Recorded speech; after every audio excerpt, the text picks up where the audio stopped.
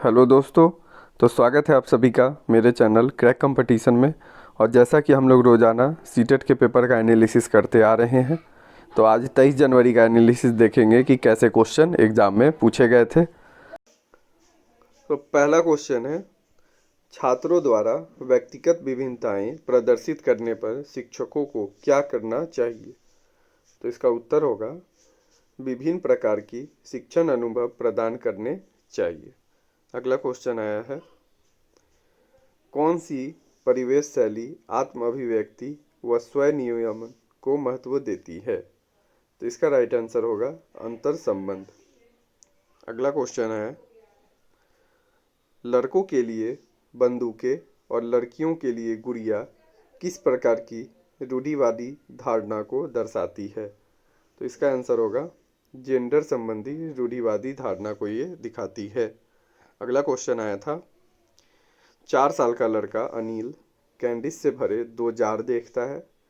एक लंबा पतला जार है और दूसरा एक छोटा और चौड़ा जार है। इनमें प्रत्येक जार में समान संख्या में कैंडी भरी जाती है।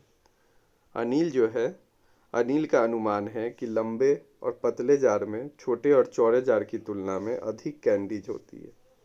पियाजे के अनुसार अनिल ने निम्नलिखित में से कौन सा पहलू हासिल नहीं किया है।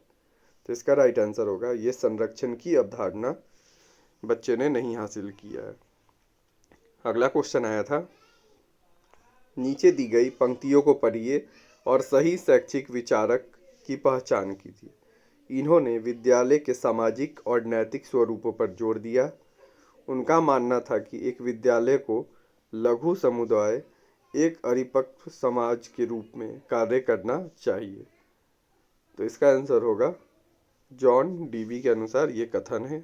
अगला क्वेश्चन है, संज्ञानात्मक विकास के संदर्भ में मात्रात्मक आयाम के साथ वस्तुओं को व्यवस्थित करने की क्षमता को क्या कहा जाता है। तो इसका राइट आंसर होगा क्रमबद्धता।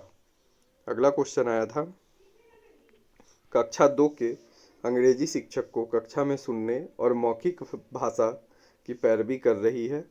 वह शिक्षार्थियों को अंग्रेजी सुनने और बोलने के अवसर प्रदान कर रही है। इससे उसकी कक्षा में शिक्षार्थी अंग्रेजी में खुद को सोचने और व्यक्त करने में सक्षम हो जाएंगे। अगला क्वेश्चन आया था, वह अस्थायी सहयोग जो माता पिता एक बच्चे को एक कार्य के लिए तब प्रदान करते हैं जब तक वह बच्चा अपने दम पर ऐसा नहीं कर सकता। तो वो क्या है, तो मचान है, यानी कि उसको बच्चे को स्कैफोल्डिंग दिया जा रहा है जो कि वाइगोत्स्की जी ने दिया है। अगला क्वेश्चन आया था, कक्षा 6 की छात्रा रूपा कहानियों की किताब पढ़ना पसंद करती है। उसने अपनी कक्षा में सबसे अधिक किताबें पढ़ी है। अपने शिक्षकों की चहेती भी है। तो छात्रा कैसे प्रेरित है। तो इसका राइट आंसर होगा वो आंतरिक रूप से प्रेरित है। अगला क्वेश्चन है, पियाजे द्वारा वस्तु घटना या प्रक्रिया की व्याख्या करने के लिए मौजूदा संरचना को संशोधित करके निम्नलिखित में से किस रूप में वर्णित किया गया था। तो इसका राइट आंसर होगा समायोजन। अगला क्वेश्चन है, मानकीकृत पाठ्यचर्या को हटाने के लिए शिक्षक को क्या नहीं करना चाहिए। तो आंसर होगा किताबी ज्ञान को प्रोत्साहित नहीं करना चाहिए, पारंपरिक तरीके से व्याख्या नहीं देना चाहिए, छात्रों के सीखने के लिए एक सख्त माहौल जो कि बिल्कुल नहीं बनाना चाहिए। अगला क्वेश्चन है, आप पूरे सप्ताह अध्ययन कर रहे हैं। परीक्षा में लिखते समय आपने जो कुछ भी सीखा है उससे अलग तरीकों से लिखते हैं। इससे पता चलता है कि निर्देश अपने लक्ष्य को पूरा नहीं कर पाया। जब आपके द्वारा आकलन करने के बाद इस तरह की कोई और समस्या आती है तब तो ये समस्या हल करने का समय है, जो भी कुछ आपने सीखा है उससे। अगला क्वेश्चन है, कथन और तर्क वाले सवाल। दीपक अपने छात्रों के अन्वेषण कौशल को जानना चाहता है। उन्होंने उन्हें 3D मॉडल बनाने के लिए कहा। उन्होंने देखा कि सभी छात्र अलग अलग मॉडल बनाते और अलग अलग रंग भी भरते। तर्क है, बच्चों के वैज्ञानिक अन्वेषण कौशल का विश्लेषण करने के लिए सृजनात्मक और प्रेक्षण प्रकार के कार्य सर्वोत्तम विधि है। तो इसका आंसर जो है वो ए और आर दोनों सत्य हैं और ए आर की सही व्याख्या भी करता है, क्योंकि बच्चे जो हैं सभी बच्चे अलग अलग कौशल के तहत अपना अपना अलग अलग रंग भर रहे हैं और मॉडल भी बना रहे हैं और बच्चे सृजनात्मक भी हैं। अगला क्वेश्चन है, किस वर्तमान कक्षा रणनीति के प्रतिबिंब के आधार पर हार्वर्ड गार्डनर का बहुबुद्धि सिद्धांत आज विद्यालयों में कक्षा को प्रभावित करता है? तो इसका राइट आंसर होगा विविध निर्देश। अगला क्वेश्चन है,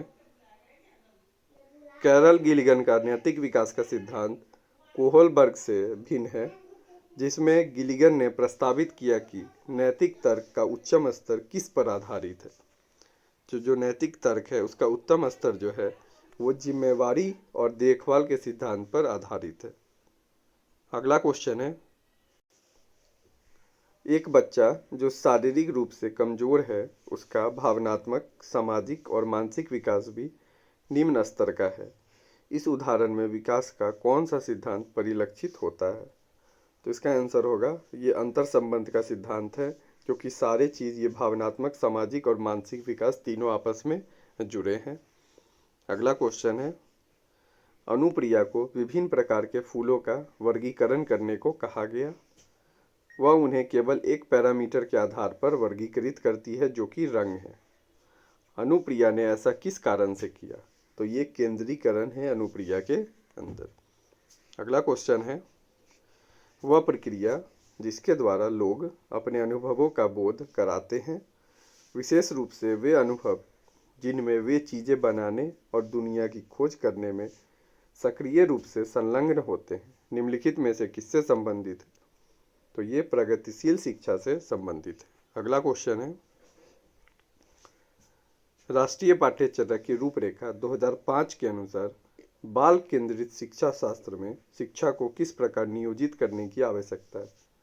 तो इसका राइट आंसर होगा अभिरुचियों के अनुरूप।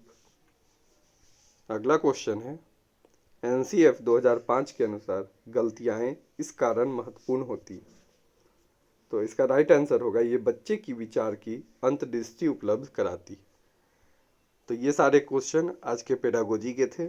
अब हम लोग देखेंगे कि ईवीएस के क्वेश्चन कैसे आए थे कि आज के टेस्ट में। तो देखते हैं पहला क्वेश्चन क्या है ईवीएस का, चींटियों के कितने पैर के युग्म होते हैं, यानी कि जोड़े होते हैं? तो तीन पैर के युग्म होते हैं, यानी कि 6 पैर होते हैं। अगला क्वेश्चन आया था, एक छात्र गांव में अपने घर के बारे में लिखा गया निम्नलिखित परिच्छेद पढ़े। मैं पहाड़ी इलाके से आया हूँ, हमारे यहाँ भारी बारिश होती है और बर्फबारी भी होती है। जब बहुत ठंड होती है तो हम धूप में बैठना पसंद करते हैं। हमारे घर पत्थर या लकड़ी के बने होते हैं। यह जगह कहाँ होनी चाहिए? तो ये हिमाचल प्रदेश की बात हो रही है, क्योंकि यहाँ पे बारिश भी होती है। ये श्रीनगर की बात नहीं हो रही है, आप लोग ये ध्यान रखिएगा, यहाँ पे बारिश की बात की गई है इसीलिए। अगला क्वेश्चन है, इनमें से कौन सा मांसाहारी पौधा है? तो एक घटपर्णी पौधा यानी कि पीचर प्लांट और दूसरा वीनस फ्लाईट्रैप, दोनों जो है वो मांसाहारी पौधा है। मानचित्र पर एक पैमाना 1 सेंटीमीटर बराबर 200 मीटर दिखाता है। यदि मानचित्र पर दो स्थानों के बीच की दूरी 15 सेंटीमीटर है तो दोनों स्थानों के बीच की वास्तविक दूरी क्या होगी? तो इस तरह के क्वेश्चन में हम लोग क्या करते हैं कि 1 सेंटीमीटर बराबर 220 मीटर है तो 220 गुने 15 करते हैं, तो ये हमारा आंसर आ जाता है निकल के, जो आंसर आएगा यानी कि 3.3 किलोमीटर। अगला क्वेश्चन है, पर्वतरोही अपने साथ ऑक्सीजन ले जाते हैं क्योंकि एक व्यक्ति के लिए उपलब्ध हवा की मात्रा जमीन पर उपलब्ध हवा से कम होती है वहाँ। ठीक है, अगला क्वेश्चन है, शांता अबू धाबी में रहती है, इसका वर्णन करने के लिए वह निम्नलिखित में से किस कथन का प्रयोग करेगी? तो पहला कथन है, यहाँ कोई पेड़ नहीं है, कोई हरियाली नहीं है, सिर्फ रेत ही रेत है। दूसरा, रेगिस्तानी इलाकों में लगभग कभी बारिश नहीं होती। तीसरा, रेतीली मिट्टी के नीचे बहुत सारा तेल है। ठीक है, अगला क्वेश्चन है, एक ट्रेन 6 तारीख को स्टेशन ए से रात के 10:15 में शुरू होती है और 9 तारीख को 4:15 सुबह में स्टेशन बी पर पहुंचती है। यदि दोनों स्टेशनों के बीच की दूरी 1890 किलोमीटर है तो ट्रेन की औसत गति कितना होगा? तो इसमें हम लोग जो है पूरा समय जो है वो समय पहले कैलकुलेट करेंगे, देखेंगे कि टोटल समय कितना लगा है, और टोटल समय बटा अगर हम लोग करेंगे डिवाइड किलोमीटर से तो आंसर हमारा आएगा 35 किलोमीटर।